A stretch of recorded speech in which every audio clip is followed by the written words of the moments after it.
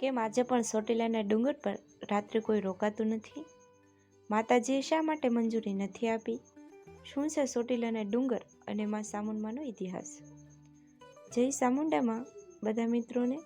આજે આપણે જાણીશું ચોટીલાના ડુંગર અને માં ચામુંડાનો ઇતિહાસ વિશે. ચોટીલાના ડુંગર પર રાત્રિએ છેલ્લી આરતી થાય પછી પૂંજારી સહિત બધા જ લોકો ડુંગર પરથી નીચે ઉતરી દેવામાં આવે છે. આ ડુંગર પર રાત્રિએ રોકાણ કરવાની કોઈને પણ મંજૂરી નથી. રાત પડતા છેલ્લી આરતી થાય પછી ચોટીલાનો ડુંગર સુમસાન થઈ જાય છે. ગુજરાતના તમામ લોકો લગભગ ચોટીલા તો ગયા થશે. સુરેન્દ્રનગર આવેલું આ ચોટીલા ધામ કે જે ચોટીલા ડુંગર પર માં ચામુંડા બિરાજમાન છે. માતાજીને દર્શન આવનાર દરેક શ્રદ્ધાળુની મનોકામના પૂર્ણ કરે છે. આ મંદિર ડુંગર પર આવેલું છે, જ્યાં સુધી જવા માટે 1000 પગથિયા ચડીને જવું પડે છે. સુરેન્દ્રનગરથી 60 કિલોમીટર દૂર આવેલું ચોટીલા, જ્યાં દરરોજ હજારોની સંખ્યામાં ભાવિક ભક્તો માતાજીના દર્શન કરવા આવે છે. માતાજીની રાત્રે છેલ્લી આરતી થાય પછી માણસોને ડુંગર પરથી નીચે ઉતારી દેવામાં આવે છે. ત્યાંના લોકો કહે છે કે ફટાફટ નીચે ઉતરો, નહીંતર ન થવાનું થશે. તો આખરે આવું શું કામ થતું હશે? જો કોઈ વ્યક્તિ ભૂલથી પણ રાત્રે ડુંગર પરથી રહી જાય તો તેની સાથે શું થતું હશે? તો આવો જાણીએ આ ચોટીલાનો ઇતિહાસ વિશે. હજારો વર્ષ પહેલાંની વાત છે.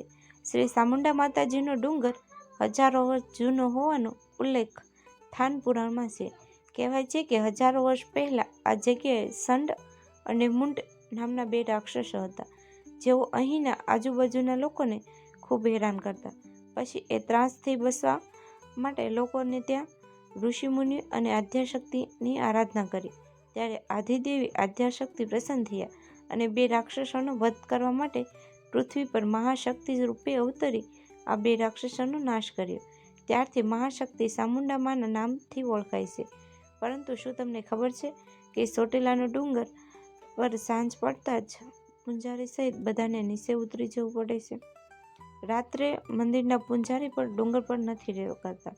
એવું કહેવાય છે કે રાત્રે કોઈ મનુષ્ય ડુંગર પર નથી રહી શકતો. આની પાછળ અમુક માન્યતાઓ જોડાયેલી છે. એવું પણ કહેવાય કે ડુંગર પર રાત્રે સિંહ આવે છે. જોકે ચોટીલાનો ડુંગર ટ્રસ્ટ અમૃતગીરી દોલતગીરી ગોસાઈએ જણાવ્યું હતું કે ડુંગર પર જો રાત્રે રોકાણ થાય તો તેની પવિત્રતા ન જળવાય. બીજી માન્યતા કે લોકમુખે આ વાત કહેવાય છે કે ચામુંડા માતાજી રાત્રે વિસામા અને મા માટે પ્રસ્થાન કરે છે. એ સમયે માતાજી આરામ અને ભ્રમણાનો ગણાય છે. માન્યતા મુજબ માતાજી રાત્રે પોતાનો વિજય રથ લઈને ડુંગર પર ભ્રમણ કરે છે. રથના ચક્રોની ગરજતી ધ્વનિ અને માતાજીની દુષ્ટ શક્તિનો નાશ કરતી ક્ષત્રિય શક્તિ રાત્રે સક્રિય રહે છે. કોઈ વ્યક્તિ જો રાત્રે ડુંગર પર રોકાય તો તે આ પરાક્રમણ અને શાંતિનું વિઘનરૂપ બને છે. આ ઉપરાંત એવું પણ કહેવાય છે કે આજે પણ કાળભૈરવ સાક્ષાત મંદિરની બહાર ચોકી કરે છે અને માતાજીની રક્ષા કરે છે. રાત્રે ડુંગર પર સિંહ પણ ફરતો જોવા મળે છે. માત્ર નવરાત્રિના દિવસોમાં પૂંજારી સહિત 5 વ્યક્તિને ડુંગર પર રહેવાની માતાજીએ મંજૂરી આપી છે. ઉલ્લેખનીય છે કે ચામુંડા માતાજી સિંહ પર સવારી છે. એક હાથમાં ત્રિશૂળ અને તલવાર જેવા શસ્ત્રો હોય છે.